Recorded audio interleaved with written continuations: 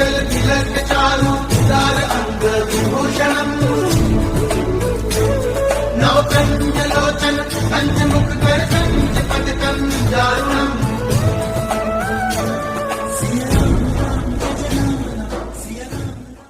महाराज जी के आज के विशेषांक में रक्षा सूत्र परिवार के सभी सदस्यों का हार्दिक स्वागत है। बाबा जी के भक्तों को राम राम। माँ की इच्छा अनुसार प्रवास के गंतव्य की जानकारी सार्वजनिक नहीं की जाती थी। एक बार जब हम कैंची से आ रहे थे तो माँ ने मुझसे गंगा जी के दूसरी ओर स्थित वानप्रस्थ आश्रम में चलने को कहा। आश्रम पहुंचकर किसी उपयुक्त आवास का प्रबंध करने के लिए हम 2-3 लोग आश्रम के कार्यालय में गए। मेरे कुछ कहने से पहले ही आश्रम के प्रबंधक ने मुझसे कहा कि पूरा आश्रम श्री श्री रविशंकर ट्रस्ट द्वारा पहले से ही बुक कर लिया गया है। संध्या का समय हो गया था।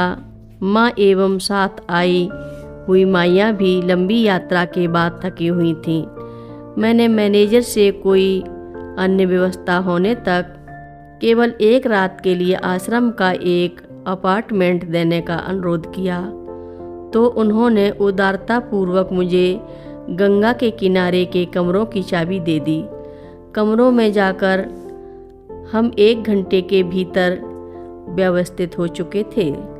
मैंने माँ को बताया कि ये कमरे किसी और के लिए आरक्षित हैं और कल हम लोग कोई और आवासीय भवन ढूंढ लेंगे। यह सुनते ही माँ बोली, यहाँ कितना अच्छा है, गंगा जी के दर्शन हो रहे हैं, हम यहाँ नहीं रुक सकते। मैंने माँ को बताया कि कल इससे भी अच्छी कोई अन्य जगह ढूंढ लेंगे। थोड़ी देर बाद माँ ने मुझे फिर बुलाया और बोली, हम यहाँ रह सकते तो कितना अच्छा होता। माँ के इस बाल स्वभाव से मैं अच्छी तरह परिचित थी।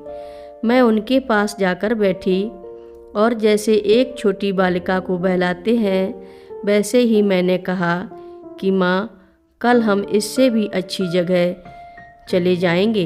परंतु मेरे मन में बहुत गिलानी भी हो रही थी कि मैं इस विषय में कुछ कर नहीं पा रही थी। अगली सुबह जब मैं किसी उपयुक्त स्थल की तलाश में निकलने को तैयार ही थी कि तभी कार्यालय के चपरासी ने आकर मुझे बताया कि प्रबंधक मुझसे मिलना चाहते हैं। वहां जाकर आश्रम के स्वागत कक्ष के सोफे पर मैंने एक विशेष प्रकार के रंगीन कपड़े पहने एक व्यक्ति को बैठे देखा। यह सोचते हुए कि मैनेजर ने यही जानने के लिए मुझे बुलाया होगा कि हम कब आवास खाली करेंगे। मैंने उनके कुछ कहने के पहले ही बोल दिया कि बस हम कुछ ही घंटों में कमरा खाली कर देंगे।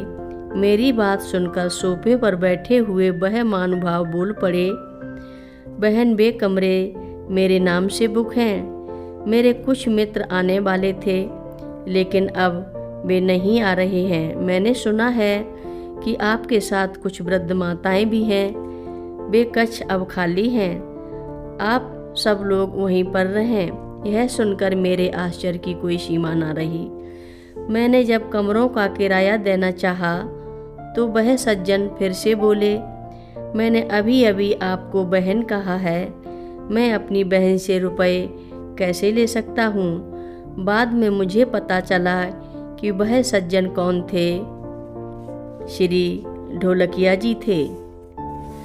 वानप्रस्थ आश्रम में प्रवास के दौरान संध्या के समय दोनों माँ और हम सब कुछ देर के लिए गंगा जी के किनारे जाकर बैठ जाते थे। एक दिन ढोलकिया जी ने माँ को वहाँ देखा तो मेरे पास आकर बोले कि यह कौन है, बहुत ही सात्विक स्वरूप लगती हैं, क्या मैं भी इनसे मिल सकता हूँ। मैंने उन्हें बताया कि माँ आजकल एकांतवास में हैं, इसलिए इस अवधि में वह किसी से भी नहीं मिलती हैं। इसके साथ ही मैंने ढोलकिया जी को आश्वस्त किया कि मौका पाकर उन्हें माँ के दर्शन अवश्य कराएंगे। आश्रम के प्रस्थान के दिन मैंने ढोलकिया जी को माँ के दर्शन कराने के लिए किसी तरह समय निकाल लिया था। जिस दिन आश्रम से माँ के प्रस्थान की तैयारी हो रही थी, उसी दिन श्री श्री रविशंकर के अनुयायियों का मौन व्रत था। ऐसी स्थिति में ढोलकिया जी का पता लगाना और भी कठिन हो गया था।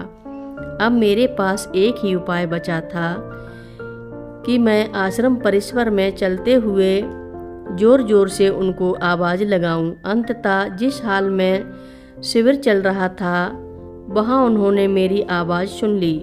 कथा लंबी है, आगे की कथा सभी भक्तों को अगले भाग में सुनाएंगे। हर रोज़ महाराज जी की कथाएं सुनने के लिए रक्षा सूत्र चैनल को सब्सक्राइब करें, शेयर करें और लाइक करें। घंटी बजाना ना भूलें। कमेंट बॉक्स में लिख भेजें, जय नीव करोरी बाबा जी महाराज। सभी भक्त मिलकर बोलो, नीव करोरी बाबा जी महाराज की जय जय बोलो, सिद्धि माता की जय जय बोलो।